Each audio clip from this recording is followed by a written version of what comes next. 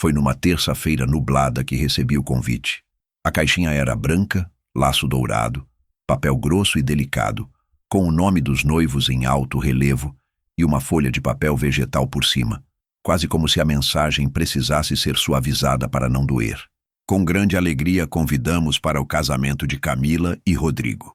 Eu li e reli aquelas palavras como quem tenta escutar uma música antiga, procurando na letra algo que fizesse sentido. O nome da minha filha estava ali, mas o meu não. Nenhuma menção a "com a bênção do pai", ou qualquer sinal de que eu era mais que um nome perdido no rodapé da árvore genealógica. Demorei 5 minutos para perceber que nem mesmo havia sido convidado diretamente por ela. Foi um entregador. Quem trouxe? Ela não ligou, não apareceu, não me deu sequer o gosto de ouvir a própria voz dizendo: "Pai, eu vou me casar."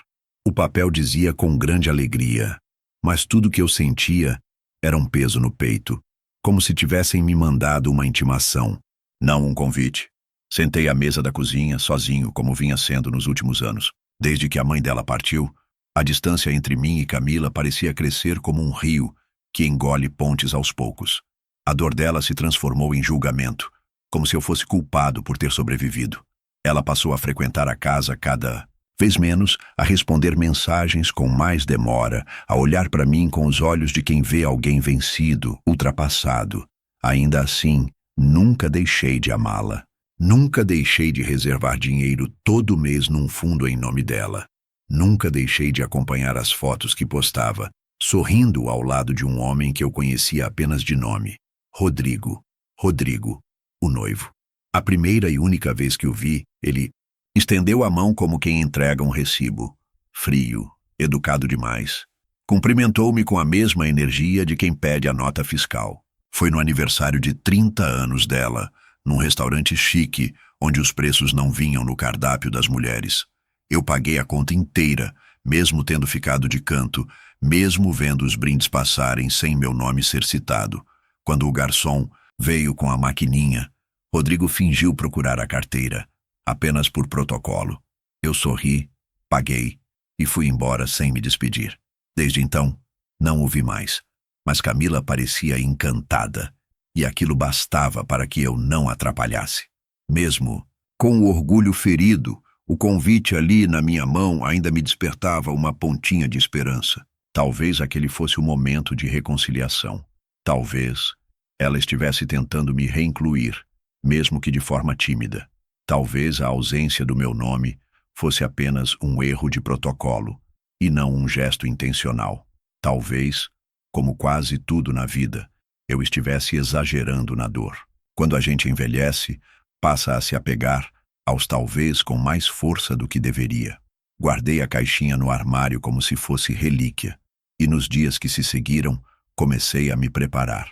Levei o terno antigo na costureira, dei brilho nos sapatos, cortei o cabelo bem rente e fiz até a barba com navalha, como nos tempos em que sair de casa era um acontecimento. Não era vaidade, era respeito. Queria estar à altura do momento, mesmo que fosse apenas para sentar no fundo do salão e assistir de longe. Comprei um presente caro, um conjunto de talheres de prata que minha esposa sempre sonhou em dar para a filha quando ela se casasse. Guardei por anos, e agora, mesmo sem ter certeza se seria bem recebido, coloquei o embrulho no porta-malas. Na véspera do casamento, pensei em ligar para ela, mas desisti. Não queria parecer carente. Não queria forçar um momento. Eu estava ali. Eu iria. Isso bastava. No dia da cerimônia, acordei antes do sol. Coloquei café para coar como fazia quando ela era pequena e tomava a primeira xícara antes de ir para a escola. A xícara era a mesma, só que a mesa estava vazia. A casa silenciosa demais. Peguei o carro e dirigi em silêncio até o local do evento, um espaço enorme, desses feitos para impressionar. Era bonito, moderno, exagerado. Estacionei longe, meio que por hábito, ou vergonha talvez. O estacionamento reservado estava cheio de carros importados, vidros escuros, placas de fora. Eu estacionei meu carro simples, antigo, que não escondia a idade nem o barulho no motor. Entrei sozinho. Nenhum olhar me reconheceu. Nenhum abraço me alcançou. Só uma moça da equipe de cerimonial me entregou um cartão com meu nome. Mal, impresso, sem sobrenome, sem saudação. Senhor Antônio, mesa 14, mesa dos fundos. Próxima do bar, longe do altar, onde a vista era obstruída por uma das colunas decoradas com flores brancas. Sentei, respirei fundo e me mantive em silêncio. Observei cada detalhe da decoração, reconheci os móveis alugados, o tipo de iluminação, o DJ renomado, os fotógrafos de revista. Sabia porque eu havia pago por parte daquilo, sem que ninguém soubesse. Meses antes, eu tinha transferido uma quantia significativa para a conta de Camila. Ela disse que precisava completar o buffet. Disse que o noivo estava apertado. Eu apenas disse, claro, filha, o que é meu é seu. E era. Ninguém ali sabia. E eu também nunca contei. Nem ia contar. Porque amor de pai, na minha cabeça, era isso. Ajudar sem fazer alarde. Mas naquele dia, naquela mesa dos fundos, algo começou a mudar dentro de mim. Um sentimento que eu não conhecia direito. Não era raiva, não era tristeza, era uma espécie de despertar. E tudo isso foi antes do bolo, antes da risada, antes da humilhação pública. Mas alguma coisa dentro de mim já sabia. Aquele não seria um dia comum. O salão parecia um teatro, um palco de aparências, onde todos interpretavam papéis cuidadosamente ensaiados. As mulheres, com vestidos cintilantes e sorrisos treinados. Os homens, em ternos bem cortados e conversas forçadas sobre investimentos e viagens internacionais. Eu observava tudo da minha mesa, a 14, encostado contra a parede, como se fosse parte da estrutura, invisível, útil apenas para manter o equilíbrio de algum cenário. O garçom passou por mim 2 vezes sem oferecer bebida. Na terceira, eu levantei a mão e ele, confuso, olhou a pulseira que eu usava no pulso. Um pequeno laço bege, o mesmo de todos os outros convidados.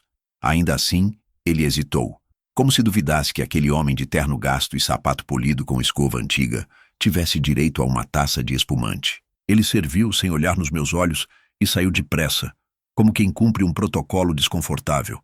As mesas ao redor estavam lotadas. Vi primos da minha filha que nem moravam mais no país. Vi colegas de faculdade que eu jamais tinha ouvido mencionar. Vi até um casal de influenciadores digitais, daqueles que chamam mais atenção que os próprios noivos. Ninguém veio me cumprimentar, nem mesmo parentes distantes. Era como se meu nome tivesse sido apagado, deixado de fora dos bastidores da peça que se desenrolava à minha frente. Camila entrou com um vestido branco, que parecia brilhar sozinho. Era linda, linda como sempre foi. E por um instante, meu coração esqueceu tudo. Eu sorri de verdade, porque apesar de tudo, ver a minha filha realizar um sonho me trazia uma espécie de consolo. Ela passou por mim no corredor, sem olhar. Estava focada na câmera, no noivo, na pose perfeita. Como se eu fosse só mais um rosto qualquer entre os convidados. O Rodrigo, por sua vez, parecia ter nascido para aquilo. Aplausos, sorrisos, microfone na mão, discurso ensaiado. Era seguro de si, mas de uma forma que exalava arrogância. Fez piadas com os padrinhos, agradeceu a todos que tornaram esse momento possível, elogiou os sogros, os pais da noiva, mas apenas os sogros. A família da mãe falecida de Camila estava presente. Eu era o único do outro lado, e fui solenemente ignorado. A cerimônia aconteceu de forma breve, apressada, quase como um requisito. As fotos, intermináveis. Senti meu corpo cansar antes mesmo do jantar ser servido. Ainda assim, fiquei. Esperei, como sempre esperei, por um momento que me desse sentido naquele lugar. Durante o jantar, fui servido por último. O garçom esqueceu o meu prato. Eu não reclamei. Esperei. Quando veio, estava morno, mas comi devagar, como quem mastiga, não só comida, mas também lembranças. Lembrei das vezes que fiz macarrão para Camila quando ela voltava da escola cansada. Das noites em que ela chorou por amores adolescentes. E eu fiz chocolate quente para tentar confortar. Tudo aquilo parecia tão distante agora, como se tivesse acontecido em outra vida, com outras pessoas. As músicas começaram. Casais dançavam. Crianças corriam entre as mesas. Eu permaneci sentado, olhando para o copo. De tempos em tempos, lançava um olhar à mesa dos noivos. Camila sorria o tempo todo, mas seus olhos me evitavam. Rodrigo estava cada vez mais solto, mais falante. Bebia rápido, ria alto, como se estivesse no centro de um espetáculo. E talvez estivesse mesmo. Foi quando o momento do bolo chegou. Uma senhora do cerimonial anunciou ao microfone: "Convidamos todos para a mesa do bolo. Os noivos vão fazer o corte simbólico." Houve uma movimentação geral. Câmeras preparadas, celulares em punho. Fui me aproximando lentamente, quase por instinto, como quem quer apenas ver de perto o último ato. Fiquei a poucos metros da mesa decorada. O bolo era de 4 andares, com flores brancas artificiais e laços dourados. Eu olhava para ele e pensava em como minha esposa teria rido daquele exagero. O Rodrigo pegou a faca decorativa, olhou para Camila, depois para a multidão e disse em voz alta: "Antes de cortar esse bolo, tem alguém aqui que precisa provar um pedaço especial." As pessoas riram sem entender. Ele então caminhou até mim. Eu achei que fosse me chamar para uma foto, ou até para cortar o bolo com eles num gesto simbólico tardio. Mas não. Ele veio, me olhou de cima a baixo com aquele sorriso torto de quem já bebeu demais e disse: "Ei, senhor Antônio, que tal provar a sobremesa primeiro, hein? Afinal, mendigo também sente fome." Antes que eu entendesse o que estava acontecendo, ele passou o braço pelas minhas costas e, com a força de quem não respeita, empurrou meu rosto contra o bolo. Foi rápido, brutal, teatral. A plateia explodiu em gargalhadas. A cobertura me cobriu os óculos, o rosto, a camisa. Eu fiquei parado, com o rosto colado no glacê. Silêncio. Depois mais risos. Depois uma salva de palmas. Camila riu. Riu envergonhada, mas riu. A câmera filmava. Os convidados gravavam. E eu ali, imóvel, com gosto de açúcar e vergonha na boca. Mas o que ninguém sabia é que aquilo era apenas o primeiro corte. O bolo de verdade ainda estava por vir. E ele seria servido em silêncio. O glacê ainda escorria pelo meu rosto quando eu me levantei. Os risos diminuíram, como se parte da plateia estivesse esperando que eu fizesse alguma coisa. Um tapa, um grito, uma reação qualquer. Mas eu não dei esse presente a eles. Não. Limpei o rosto.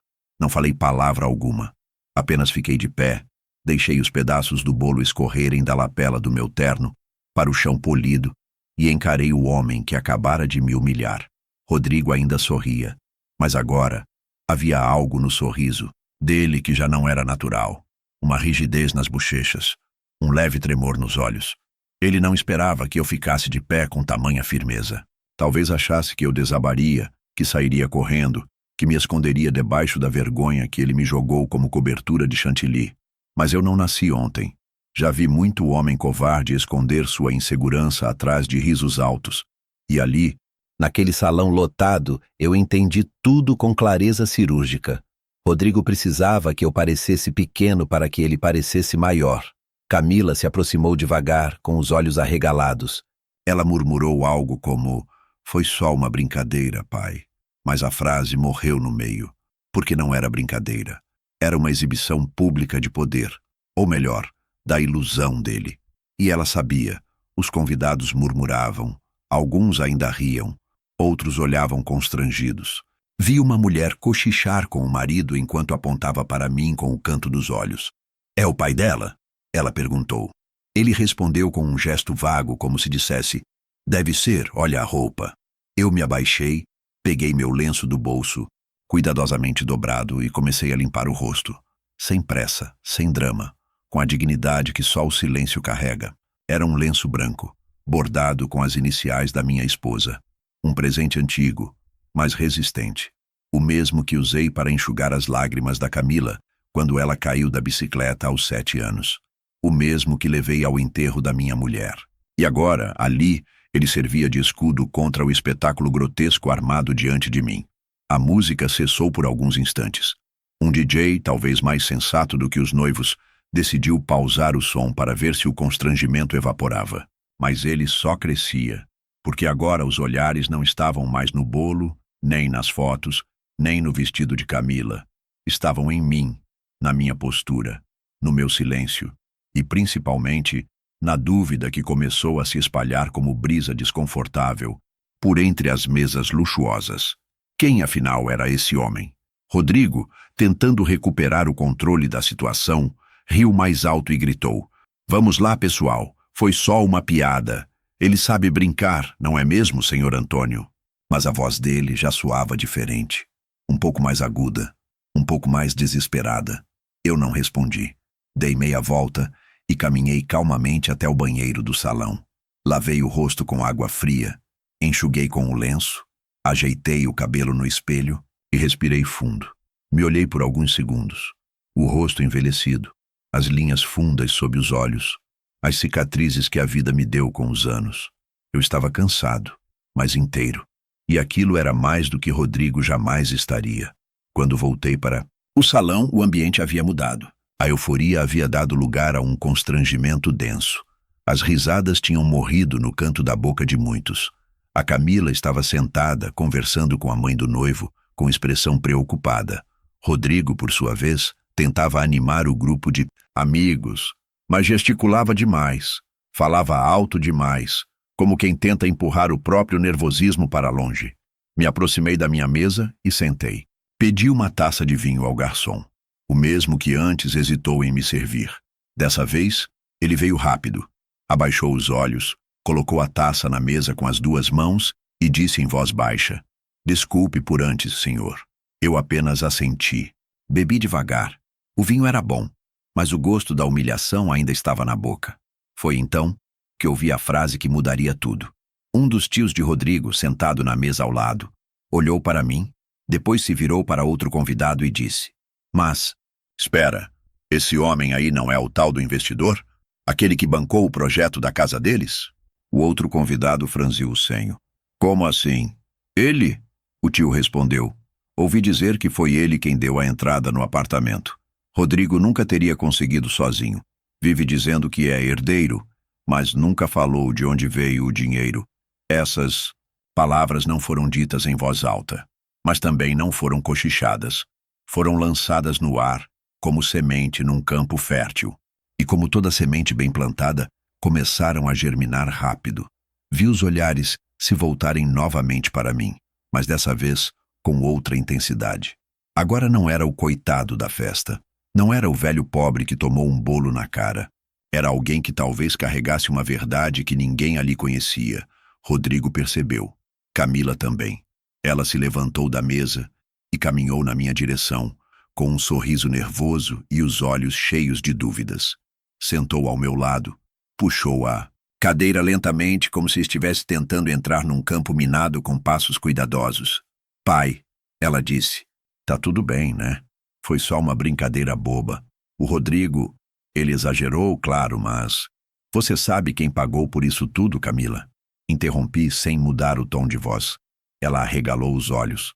Não respondeu. E então, pela primeira vez na noite, eu vi algo mais forte do que confusão no rosto dela. Medo. Mas eu ainda não havia começado. Ela ficou ali, sentada ao meu lado, como se esperasse que eu dissesse que estava tudo bem, que eu a perdoava por ter rido, por ter ficado parada, por ter permitido que aquele homem, com quem decidiu compartilhar uma vida, me empurrasse contra um bolo na frente de quase 200 pessoas. Mas o que ela recebeu de mim, naquela cadeira acolchoada ao lado da mesa 14, não foi consolo. Foi silêncio. Um silêncio seco, firme, repleto de memórias que ela talvez nunca tenha se dado ao trabalho de conhecer por inteiro. Aos poucos, o salão foi sentindo isso. O barulho das conversas foi minguando. A música que o DJ colocou de novo tocava agora, como um ruído desnecessário, desconectado do ambiente, como se o som tentasse esconder o desconforto que se espalhava como um perfume estranho. A mãe do Rodrigo puxava o filho discretamente pelo braço, cochichando algo com um olhar aflito. Padrinhos se entreolhavam, trocando gestos sutis de dúvida. E eu apenas observava. Camila tentou sorrir, forçou um "pai, fala alguma coisa", mas não havia mais nada a dizer que coubesse em palavras mansas. "Você sabe quem pagou por isso tudo?"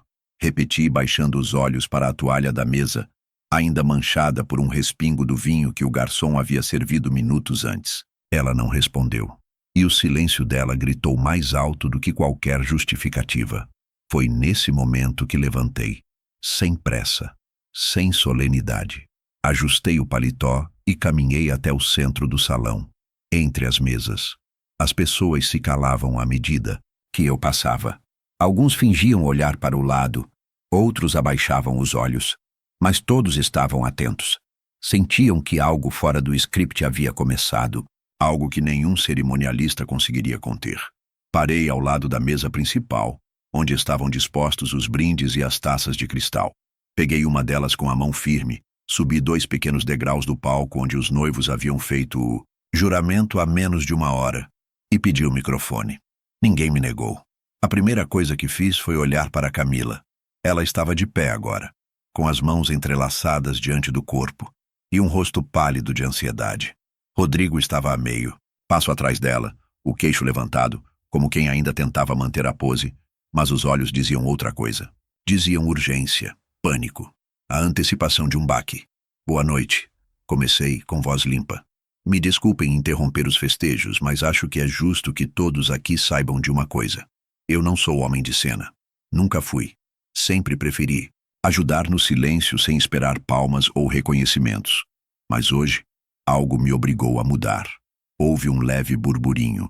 O microfone captou o som de uma taça batendo levemente contra o prato.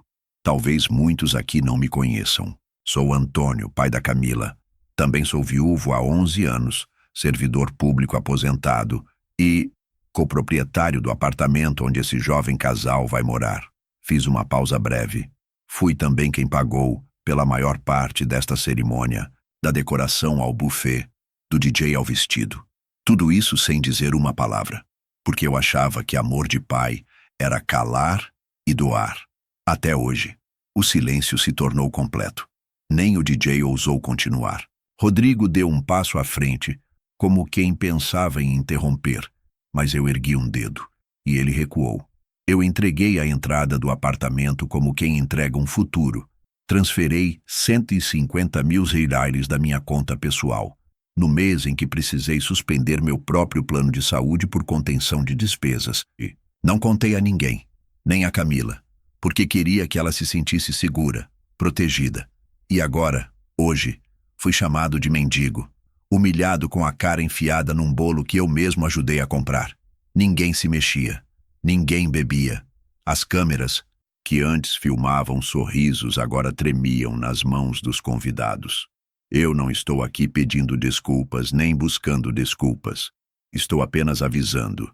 Vocês confundiram silêncio com fraqueza e confundiram decência com submissão. Isso não vai mais se repetir. Baixei o microfone. Coloquei-o de volta no pedestal com delicadeza.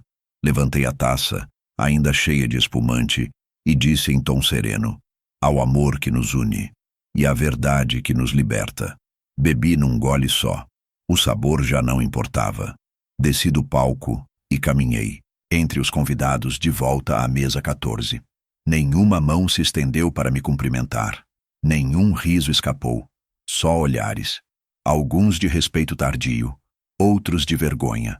Camila ainda estava parada no mesmo lugar, agora com lágrimas nos olhos. Mas lágrimas que ela mesma parecia não saber a quem pertenciam, se ao pai, ao marido ou à própria consciência. Rodrigo olhou para ela, depois para mim, depois para o chão, e pela primeira vez naquela noite, ele não teve nada a dizer.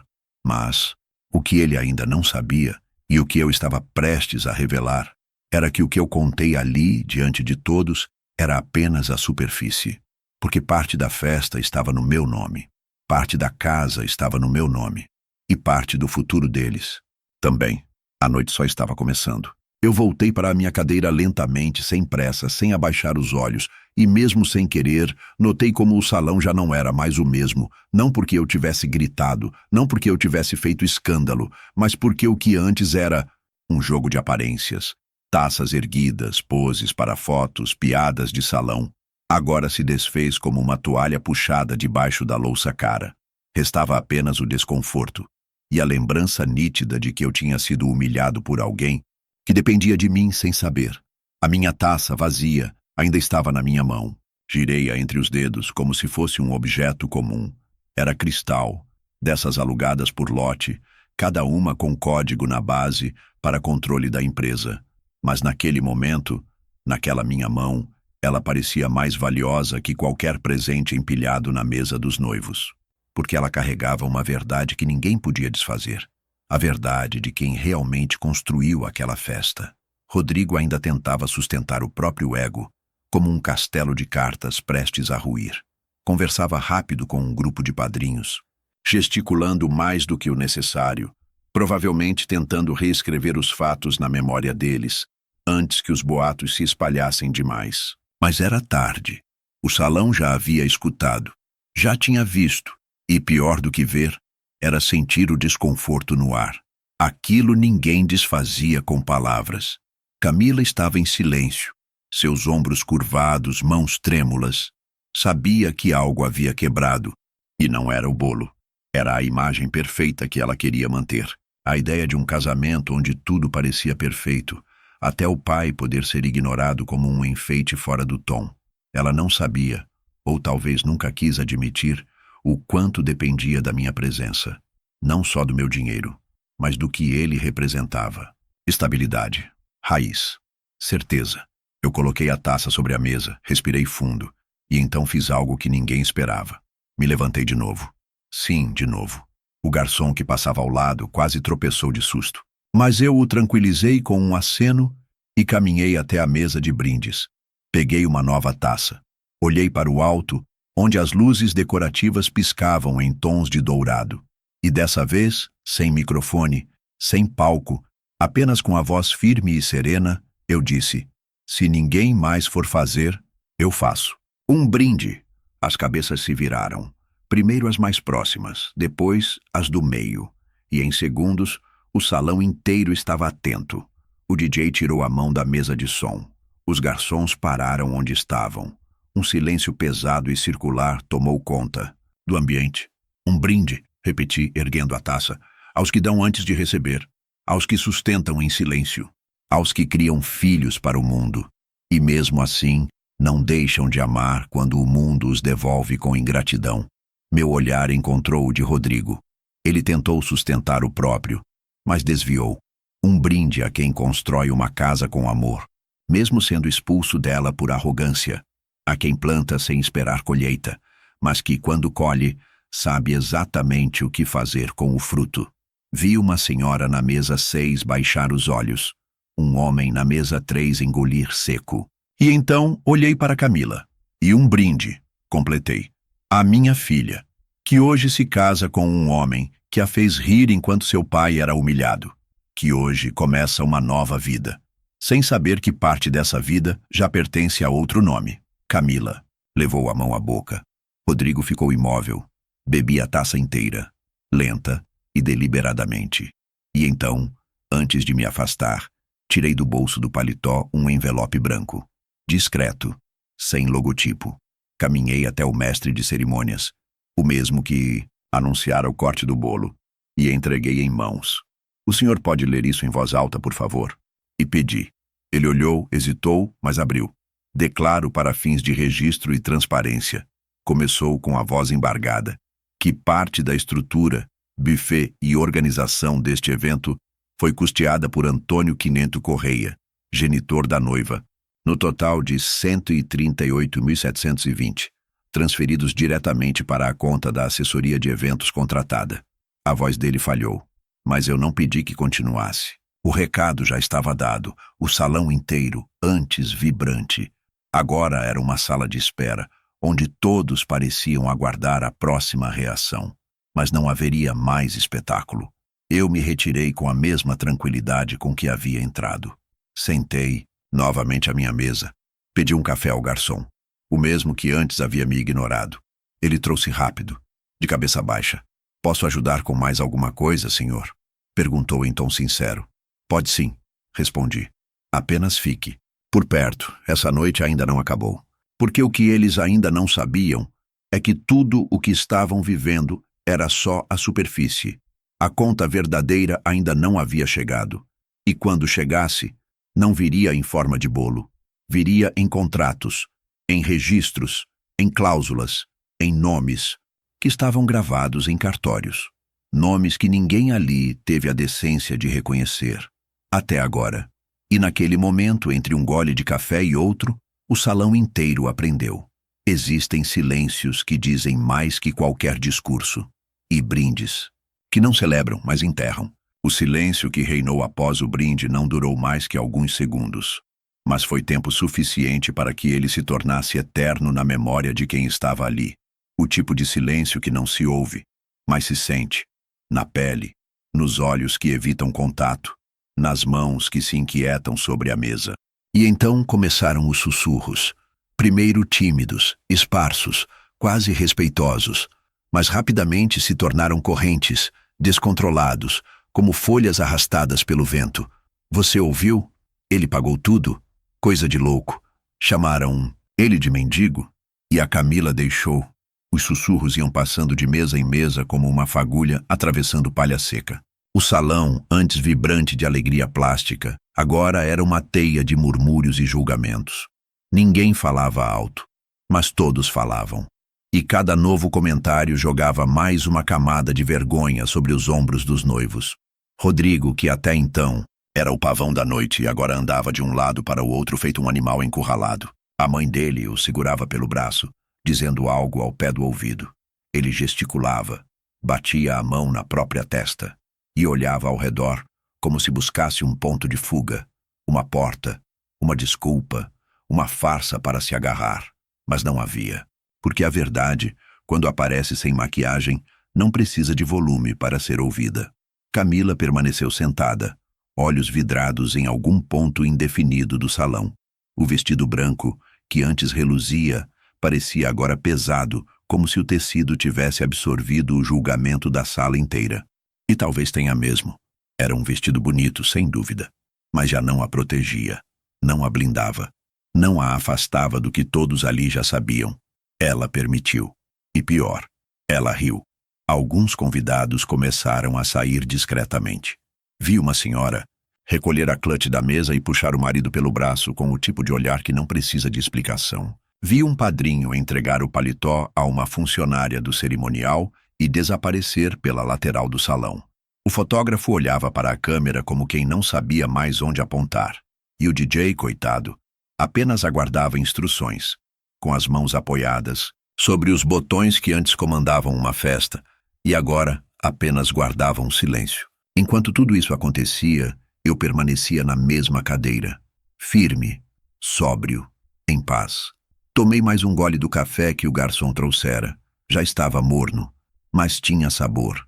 E pela primeira vez naquela noite, não era o gosto da humilhação. Ao meu redor, alguns olhos começaram a me fitar com algo diferente de desprezo ou pena. Era respeito. Não aquele respeito imposto por título ou dinheiro, mas o respeito que nasce quando alguém vê firmeza onde esperava fraqueza e vê elegância onde apostava em descontrole. Do outro lado do salão, notei dois senhores se aproximarem um do outro. Um deles, de blazer azul marinho, disse em voz baixa, mas suficientemente audível: "Esse homem é dono do apartamento, dizem. E parece que o Rodrigo usou como garantia num empréstimo, sem o sogro saber." O outro arregalou os olhos. "Eita, vai dar cadeia?" O primeiro apenas ergueu os ombros. "Se o senhor quiser, dá." Não era verdade completa ainda, mas era o suficiente. Os sussurros haviam mudado de tom. Não eram mais só fofocas. Agora era suspeita, desconfiança e medo. Medo do que mais poderia ser revelado. Vi o cerimonialista cochichar com a organizadora do evento. Vi dois garçons recolherem as bandejas de salgadinhos que ainda não tinham sido servidas. A festa tinha acabado, e ninguém teve coragem de anunciar. Foi como se o próprio ambiente tivesse se cansado da farsa. Rodrigo tentou recuperar o controle mais uma vez.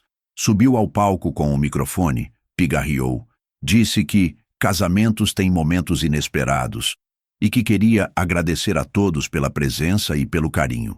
Mas ninguém respondeu, ninguém aplaudiu. Alguns levantaram, outros fingiram olhar o celular.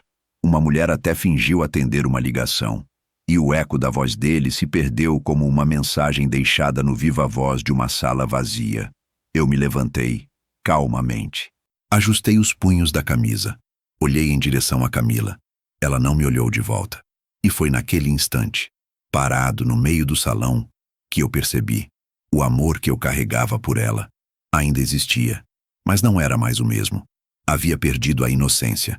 Havia perdido o brilho de pai que protege mesmo quando sangra.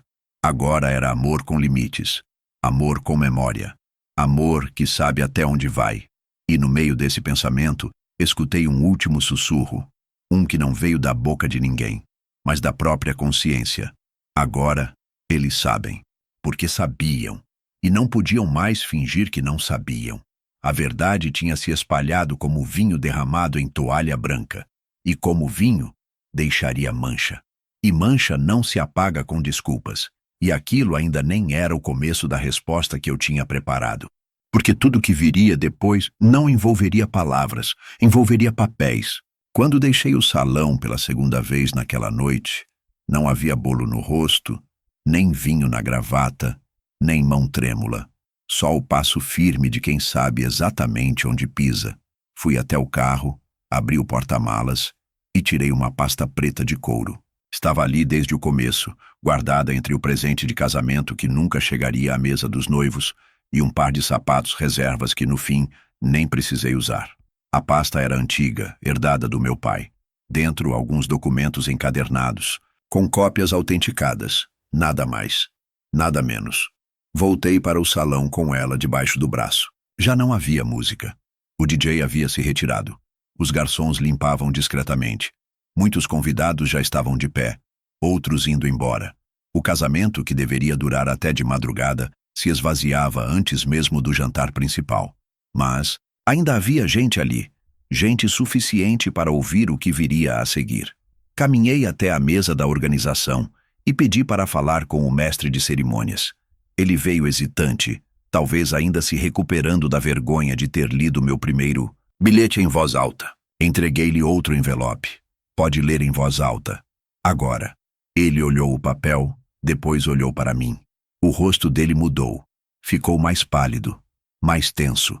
E pela primeira vez naquela noite, vi o desconforto se transferir do meu peito para o dele. Ele subiu ao palco, pegou o microfone, tossiu, olhou para os noivos, que agora estavam sentados isolados como dois figurantes de um espetáculo que perdera o público, e começou. Senhoras e senhores, fui instruído a ler por pedido do senhor Antônio V. Correia, pai da noiva, o seguinte comunicado jurídico. Camila levou a mão à boca antes mesmo da leitura começar.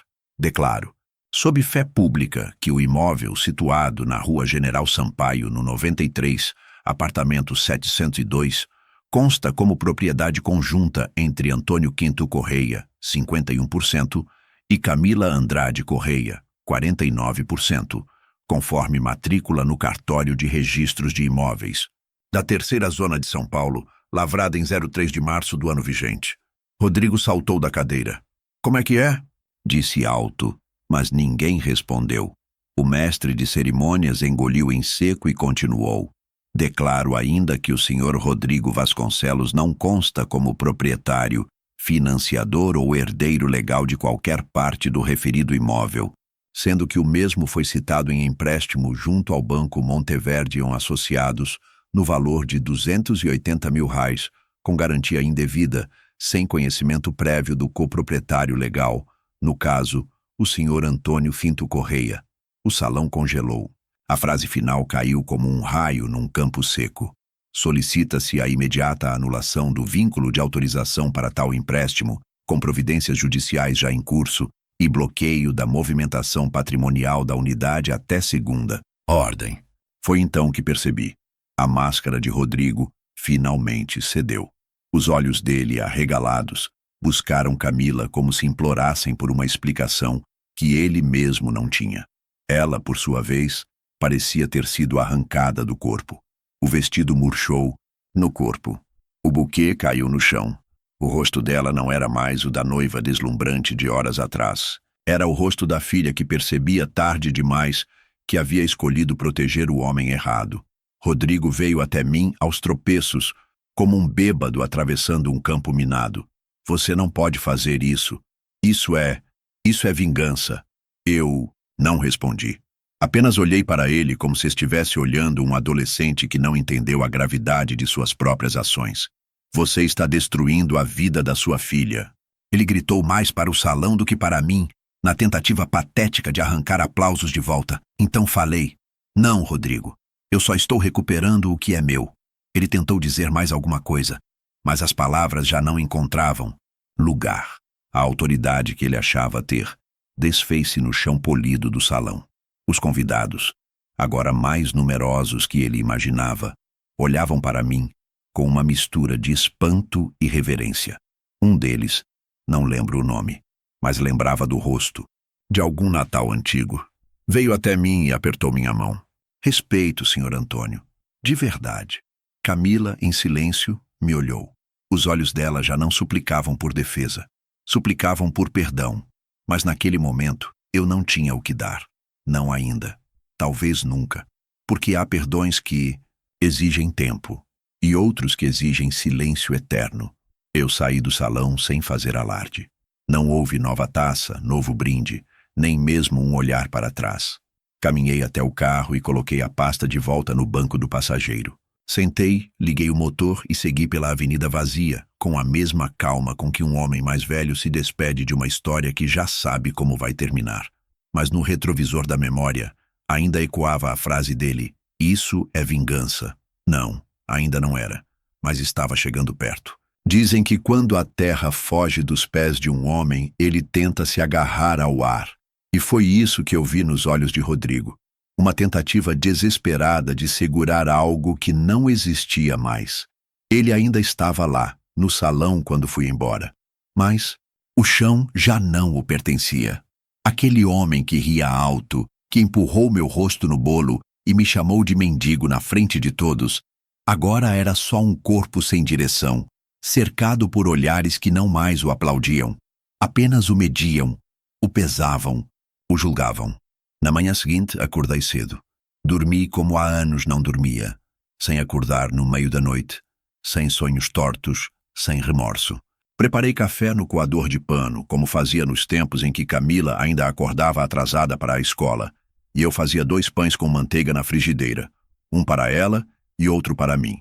A diferença é que naquela manhã, comi os 2. Enquanto tomava o café, meu celular vibrava incessantemente. Chamadas não atendidas, mensagens, algumas de números desconhecidos, outras do número dela. Pai, por favor, me atende. A gente precisa conversar. Você não pode fazer isso com a gente. A culpa foi dele, não minha. Eu também fui enganada. Li todas em silêncio. Não respondi. Camila precisava aprender o valor da pausa, da ausência, do eco que fica depois que a porta se fecha com firmeza. O mesmo eco que eu ouvi tantas vezes ao longo dos últimos anos, cada vez que ela me desligava aos poucos da vida dela. Um convite esquecido aqui, um almoço cancelado ali, um aniversário lembrado com atraso. Cada uma dessas ausências agora voltava, não por vingança, mas por justiça. Às 9h45 da manhã, o telefone fixo tocou. Sim, eu ainda uso telefone fixo. Era do meu advogado. Bom dia, seu Antônio. Acabei de receber confirmação do cartório. O bloqueio da matrícula foi efetuado e já enviamos notificação extrajudicial ao Banco Monteverde. A operação de crédito do Rodrigo está suspensa até segunda ordem. Obrigado, doutor. De nada. E se o senhor me permite dizer, eu assisti ao vídeo, aquela parte do bolo. Isso nunca deveria ter acontecido. Eu apenas sorri, não porque me sentia vingado, mas porque sabia que a justiça estava em andamento. Uma justiça que não precisava de violência, de humilhação pública, nem de gritos. Bastava a verdade. E um pouco de paciência. À tarde, saí para caminhar. Na padaria da esquina, ouvi 2 senhoras comentando sobre o casamento que terminou antes do buquê ser jogado. Uma delas dizia que a noiva parecia uma santa, mas que se casou com um traste. A outra respondeu: dizem que o pai dela é juiz aposentado. Rico, mas humilde. Eu não sou juiz, nunca fui, mas entendi a metáfora. E por algum motivo não corrigi. Voltei para casa com um saquinho de pão quente e uma sensação nova no peito. Não era raiva, Não era alívio, era uma espécie de reconstrução, como se as peças voltassem ao lugar. À noite, mais mensagens. Rodrigo, enfim, escreveu. Foi direto. Sem emojis, sem salamaleques. Senhor Antônio, estou pedindo desculpas, de verdade. Não pelo que aconteceu, porque eu fui um idiota, mas por não ter entendido antes quem o senhor era. Eu cresci, ouvindo que dinheiro comprava tudo. Ontem eu aprendi que respeito não está à venda, e que o silêncio pode custar mais caro do que a fala. Sei que o senhor tem o direito de tirar tudo de mim, e se quiser, vá em frente. Mas se puder, me escuta antes. Eu li 2 vezes. Depois fechei o celular e deixei carregando longe da minha cama. No dia seguinte, encontrei Rodrigo sentado no banco de cimento em frente ao cartório. Estava de jeans e camiseta, barba por fazer, olhos fundos. Ao me ver, levantou devagar. Não tentou me abraçar. Não tentou sorrir. Só tirou um envelope do bolso e me entregou. Não é um contrato, nem um pedido. É uma carta. Leia quando quiser. E obrigado por ter me mostrado que eu não sou ninguém. Eu aceitei o envelope sem dizer uma palavra. Ele abaixou a cabeça. Voltou a se sentar. Não me seguiu. Não pediu mais nada. No caminho de volta, deixei o envelope sobre o banco do carro. Cheguei em casa, fiz café, arrumei a mesa e sentei com o envelope diante de mim. Li. Era uma confissão. Detalhada. Rodrigo explicava o empréstimo, a tentativa de esconder da Camila, a ideia estúpida de usar meu nome como coisa de família. Admitia que tinha me julgado pela aparência, pela roupa surrada, pelo carro velho. Dizia que só depois do golpe que levou, entendeu o valor de quem anda em silêncio. E, ao final, pedia que eu não o perdoasse, mas que não deixasse Camila pagar. Por tudo, fechei o envelope, respirei fundo. Pensei na minha filha.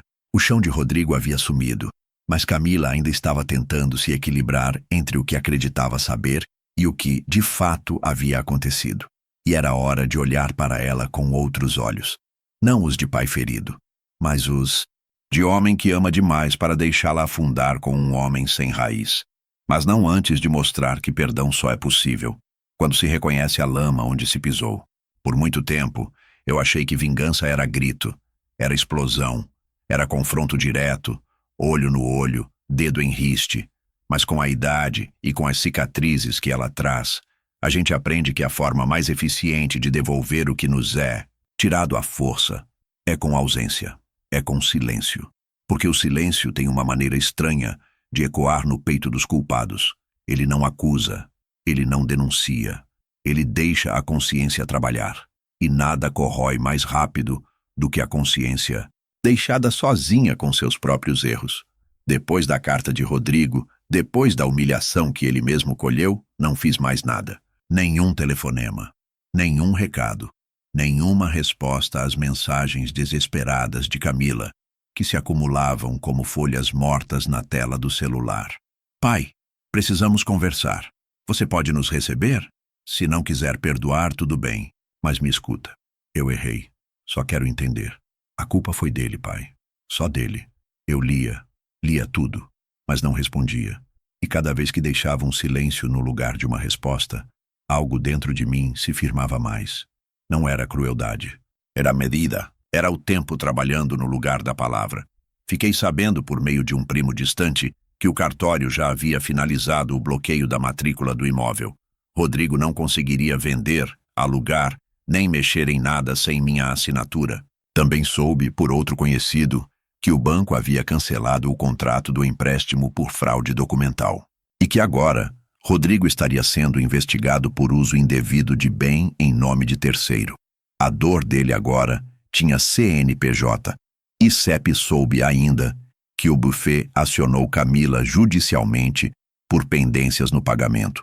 Aparentemente, parte da verba que eu havia repassado não foi direcionada corretamente, e alguém entre os dois havia usado o valor para outros fins. Rodrigo dizia que foi ela. Ela dizia que foi ele. Mas para a justiça, pouco importava. O contrato estava no nome de ambos. Nada disso me trouxe prazer. Ao contrário do que muitos imaginam, o gosto da vingança não é doce. É seco, quase amargo, mas necessário. E naquele silêncio entre um café e outro, Entre um jornal dobrado e a última mensagem não respondida, fui construindo a minha própria paz. Camila apareceu em frente à minha casa 3 dias depois. Estava com o mesmo vestido que usou no ensaio pré-casamento. Cabelo preso, maquiagem leve, olhos devastados. Tocou a campainha 2 vezes e esperou, mas eu não atendi. Observei pela fresta da cortina. Vi quando ela sentou no degrau, abraçou os próprios joelhos e ficou ali por quase 1 hora. Depois foi embora. No dia seguinte, voltou. Dessa vez, trouxe um envelope. Colocou na caixa de correio e saiu sem olhar para trás. Era uma carta, escrita, à mão, sem rasuras. A letra dela, a mesma de quando me deixava bilhetes no caderno dizendo: pai, me busca às 11 horas. Pai, eu não tenho desculpas. Só tenho saudade e vergonha. Vergonha de não ter te protegido. Vergonha de ter deixado um homem fazer o que fez e ainda rir. Vergonha de não ter segurado a sua mão. Eu quis tanto um casamento perfeito, que esqueci que perfeição não vale nada sem lealdade. Você me ensinou a ser justa, mas eu me curvei à conveniência. Você me ensinou a ser forte, mas eu me escondi atrás de um vestido branco. Eu te perdi no dia mais importante da minha vida. E agora tudo parece menor. Se um dia você quiser me ouvir, estarei aqui, com menos orgulho e mais verdade. Te amo, mesmo que isso não baste. Camila, li com calma, dobrando as páginas como quem segura um pedaço de passado que ainda sangra. Não chorei, mas senti algo quebrar por dentro. Uma rachadura fina, que não fazia barulho, mas doía. Guardei a carta na gaveta onde ficam meus documentos mais importantes, junto do contrato do imóvel, do comprovante da transferência bancária e do laudo médico que dizia que minha pressão havia melhorado nos últimos 2 meses. O silêncio, ao que parece, também faz bem à saúde. Nos dias que se seguiram, a ausência dela continuou se fazendo presente. As mensagens pararam. Rodrigo sumiu das redes sociais. Os 2 silenciaram. E eu continuei. Acordava cedo.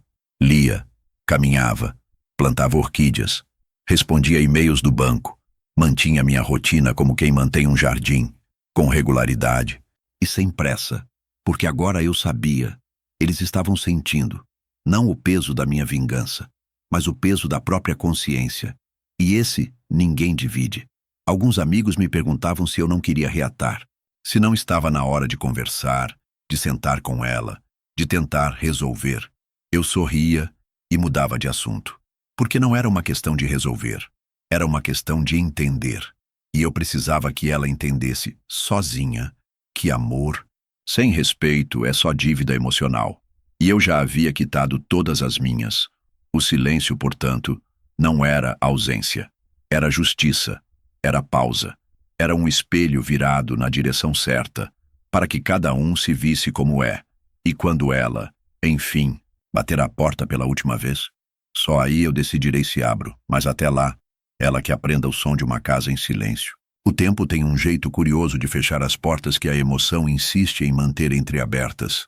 Nos dias que vieram depois, tudo ficou mais quieto.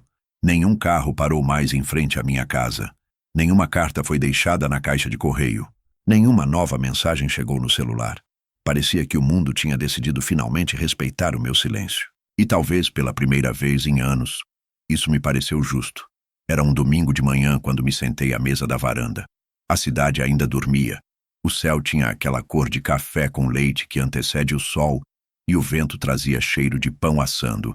Na padaria da esquina, abri o jornal, não para ler, mas para fazer companhia à xícara de café que fumegava à minha frente. E ali, naquela solidão macia, percebi algo novo. Eu não estava esperando mais nada. Não esperava que Camila viesse. Não esperava que Rodrigo pedisse perdão outra vez. Não esperava justiça, nem retorno, nem aplausos. Eu tinha finalmente parado de esperar. E isso, para um homem como eu, que passou a vida sustentando os outros enquanto era deixado de lado, era liberdade. Naquela tarde resolvi sair para caminhar. O mesmo trajeto de sempre, mas com um passo diferente. Mais lento, mais firme. Entrei numa loja de bebidas finas, daquelas que sempre admirei de longe, mas nunca entrei por achar supérfluo. Um senhor atrás do balcão me atendeu com gentileza. Me perguntou se eu procurava algo para celebrar. Sim, respondi, mas não uma data, uma escolha. Ele sorriu e me mostrou uma garrafa guardada atrás de uma prateleira de vidro. Esse aqui foi feito para momentos assim, disse. Comprei. Voltei para casa. Coloquei a garrafa sobre a mesa. Peguei 2 taças, uma para mim e a outra vazia, apenas como símbolo. Era o último brinde que eu faria naquela história. O último gesto que ainda me ligava emocionalmente àquilo tudo. Levantei a taça e disse sozinho, em voz firme, ao amor que existiu, à dor que ensinou e ao silêncio que libertou. Bebi devagar. O gosto era forte, amadeirado, mas limpo. Não me embriagou. Me assentou. Depois disso, abri o armário onde estavam os documentos. Tirei a pasta. Peguei o contrato do imóvel e a escritura original. Liguei para meu advogado. Doutor, quero doar minha parte do apartamento para a minha filha, mas com uma condição. Apenas para ela. Sem vínculo com o cônjuge. Uma cláusula de incomunicabilidade. Tem certeza, seu... Antônio? Tenho. Isso não é reconciliação. É encerramento. Entendi. Providenciarei tudo. Em menos de uma semana, o novo contrato foi redigido. Na tarde da assinatura, fui ao cartório com calma. Vesti o mesmo terno do casamento. Já lavado, passado, intacto. A mesma gravata. Sapatos engraxados. A atendente me reconheceu da última visita. Hoje sem bloqueio? Brincou. Sorri. Hoje só liberação. Assinei todos os papéis com mão firme. Nenhuma hesitação. Nenhuma lágrima. Era a última página de um livro que não precisava de epílogo. Deixei a cópia no cartório e pedi para que ela fosse entregue. Não em casa, mas no trabalho dela. Porque era ali que Camila construiu sua própria identidade. Longe de Rodrigo. Longe de mim, longe de tudo. 2 semanas depois chegou uma carta. Curta. Escrita à mão. Apenas uma frase. Obrigada, pai. Sem palavras. Mas contudo. Dobrei o papel e guardei. Não respondi. Não precisava. Rodrigo, ao que soube, havia se mudado. Estava tentando retomar a vida em outra cidade. Longe dos sussurros, dos olhares, das consequências. Não me importei. O que precisava ser feito já havia sido. E Camila, aos poucos, voltou a existir em pequenos gestos. Uma ligação rápida no Natal. Um cartão no Dia dos Pais. Um convite para almoço em abril, que recusei. Com educação, não por mágoa, mas porque ainda era cedo. A gente não volta para o mesmo lugar de onde foi empurrado.